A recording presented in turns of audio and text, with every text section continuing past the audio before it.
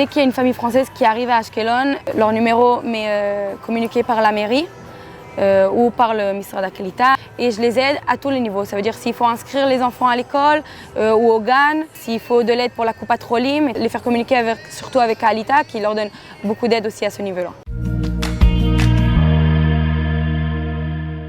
Et nous sommes donc toujours à Ashkelon et aujourd'hui nous sommes avec Bracha. Bonjour Bracha, shalom. Bonjour. Tu es responsable plus ou moins à la mairie de Ashkelon de la jeunesse et dans ces fonctions tu t'occupes plus particulièrement des jeunes francophones. On va voir de quelle manière dans un instant. Mais raconte-nous, toi, ta vie à Ashkelon. D'abord, depuis combien de temps tu habites ici? J'habite à Ashkelon depuis presque 12 ans. J'ai grandi à Ashkelon. J'ai fait mon éducation ici.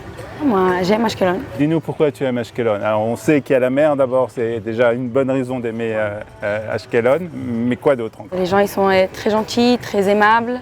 Il y a beaucoup de couleurs à Ashkelon, ça veut dire qu'il y a toutes sortes de personnes, ça veut dire des religieux, il y a beaucoup des de variétés non-religieux. de personnes, de Oui. populations. Il y a beaucoup de Français et la mairie elle aide beaucoup les Français à s'intégrer à Ashkelon, donc c'est plus facile. Ouais. Pour les Français de s'intégrer ici. Le fait que ce soit une ville aussi, pas très grande ville, c'est une ville moyenne on va dire, ça aide aussi pour l'intégration? Carrément. On va parler plus particulièrement de ce qui est fait à Ashkelon pour la jeunesse. Alors on va d'abord parler en général de la jeunesse israélienne à Ashkelon et on va commencer par les écoles. Quelle sorte d'écoles il existe ici à Ashkelon? Il y a toutes les sortes d'écoles, ça veut dire religieux, pas religieux. Des écoles qui sont un peu plus pratiquantes, un peu moins. Il y a pour filles, il y a pour garçons, il y a mélangé aussi. Donc il y a de tous les goûts. La ville d'Ashkelon est considérée comme un bon niveau d'éducation au point de vue national pour le niveau des écoles? Oui, l'un des premiers en Israël. On est la première place en Teudat Bagrut Chevratit aussi en Israël depuis déjà 6 ans.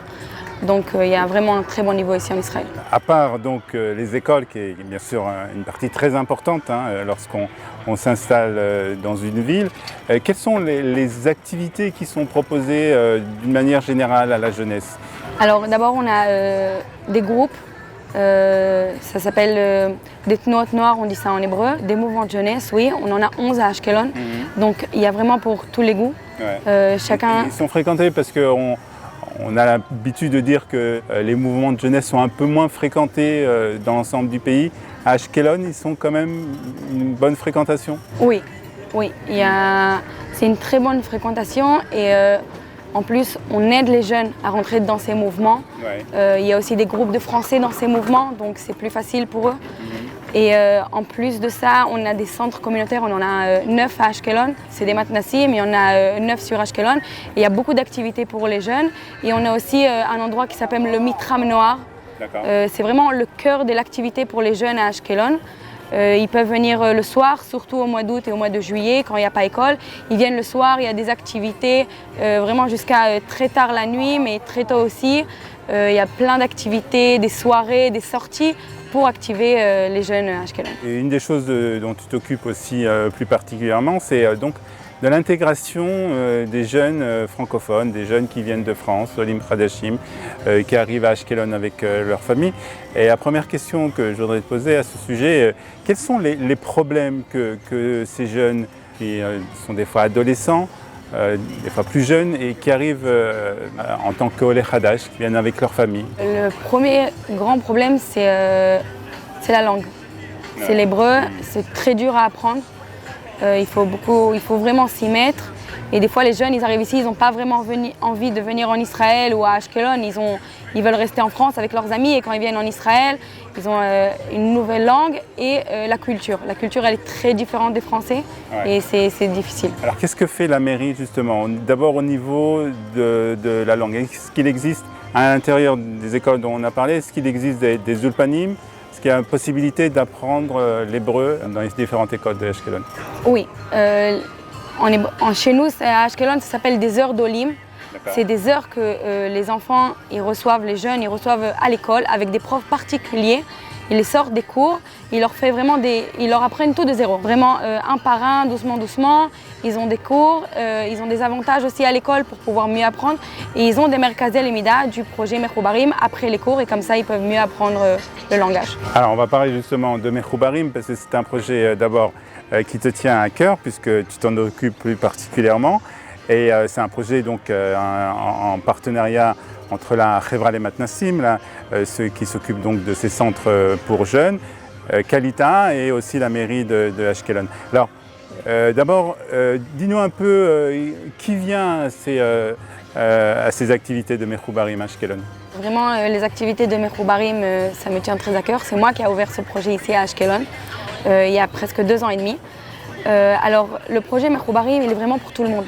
Ça veut dire qu'on a des enfants de l'âge de 6 ans jusqu'à 18 ans.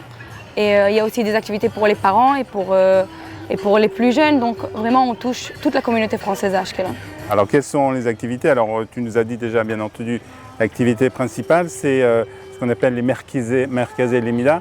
C'est-à-dire que vraiment, c'est des cours de soutien, en fait. Oui, c'est des cours de soutien. Après les cours, on a des profs doués et avec beaucoup de théarim, voilà.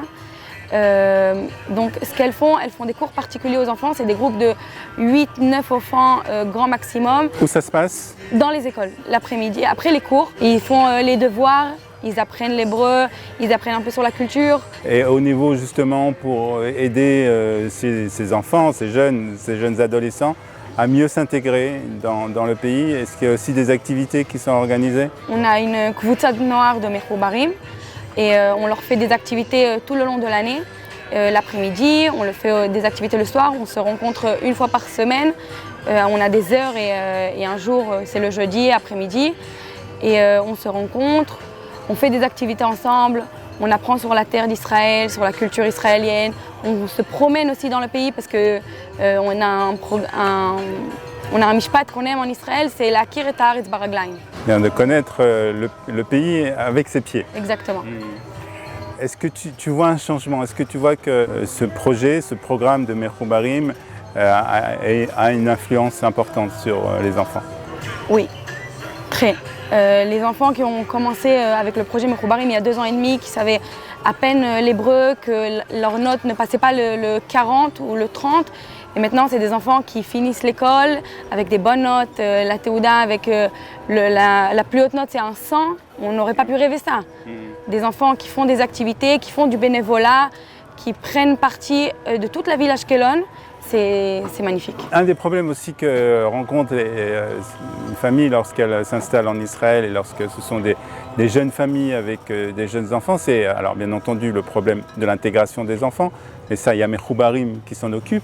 Et le problème aussi, c'est le problème des parents. À part les problèmes, bien entendu, pour trouver du travail, de la langue, etc., les parents se sentent des fois un peu perdus par rapport justement à tout le système éducatif israélien. Alors, est-ce que vous les aidez aussi à ce niveau-là?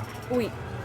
Oui, dès qu'il y a une famille française qui arrive à Ashkelon, d'habitude, leur numéro m'est communiqué par la mairie ou par le ministère de la Kalita ou par des connaissances, des gens qui connaissent d'autres gens, et je les aide à tous les niveaux. Ça veut dire s'il faut inscrire les enfants à l'école ou au GAN, s'il faut de l'aide pour la Coupa Trolim et tout ça, et les faire communiquer surtout avec Kalita qui leur donne beaucoup d'aide aussi à ce niveau-là.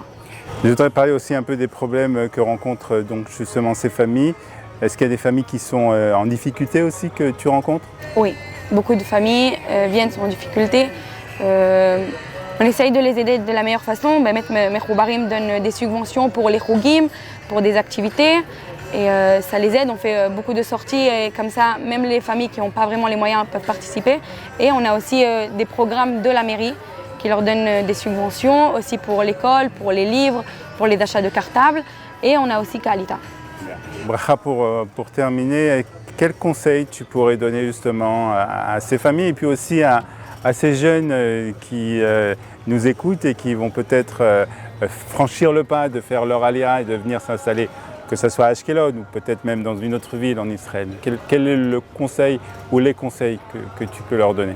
Je vais commencer à dire bienvenue à tous les nouveaux et tous ceux qui pensent faire leur pas, faites-le. Et le plus grand conseil, c'est venir avec le sourire. Si vous venez avec le sourire et vous voulez vous intégrer, vous allez réussir à vous intégrer en Israël. La question, c'est de savoir comment on garde le sourire. Il faut prendre les aides qu'on vous offre, de un. Des fois, c'est dur, mais il faut vraiment prendre toutes les aides qu'on vous donne. Ne pas hésiter à demander de l'aide parce qu'on est là pour vous. Il y a tellement de bureaux qui sont là pour aider les Français à s'intégrer en Israël, et pas que à Ashkelon, dans toutes les villes.